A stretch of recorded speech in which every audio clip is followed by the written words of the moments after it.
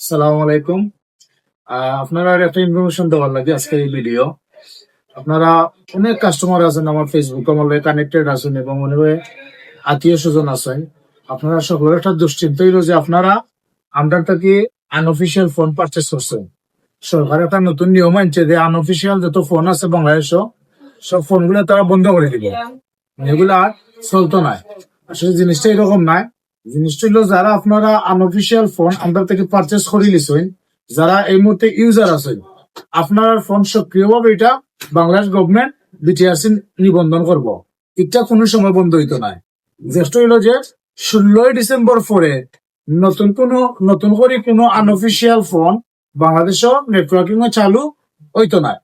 অমত অবস্থায় আমরা আন্দোলনের প্রেক্ষিতে জ্যেষ্ঠ আমরা রেজাল্ট আইছে যে সরকার আন্ডারে আরো 2.5 মাস সময় দিয়া দিছে যে মার্চের 15 তারিখ পর্যন্ত আনঅফিসিয়াল ফোন যারা কাছে আছে তারা যদি এই ফোনগুলা কাস্টমারের কাছে বুকতার কাছে দিলাই তখন অটোমেটিকলি এটা নিবন্ধন হয়ে যাব, এই ফোনটা বন্ধ হইতো না।